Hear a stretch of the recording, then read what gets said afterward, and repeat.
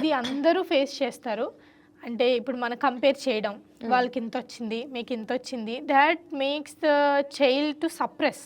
అంటే ఇంక వాళ్ళు డల్ అయిపోతారు. అంటే మా అమ్మ వాళ్ళు ఇట్లా అంటున్నారు, సో వాళ్ళ కోసం ఇప్పుడు తక్కువ వచ్చిందంటే వాళ్ళు ఏమనుకుంటారో అనేది they will go into some suppressive stage. So అలా ఉండొద్దు కదా. So you should be friendly with your child. అంటే ఏమో మా అప్పుడైతే మాకు లేదు. I and my husband strictly want to be like a friends to my child.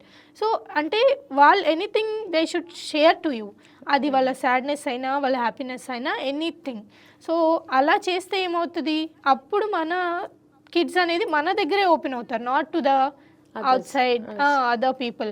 And you should not suppress the child. అంటే ఇప్పుడు చదివితేనే లైఫ్ అనేది అనుకోవడం తప్పు, అంతే కదా. ఇప్పుడు మేము ఏమన్నా డాక్టర్స్ అంటే మాకేం స్ట్రెస్ తక్కువ ఉంటుందా? Will have a lot of stress daily. And sleep ఉండదు, ఫుడ్ ఉండదు టైంకి. సో ఇవన్నీ ఉంటాయి.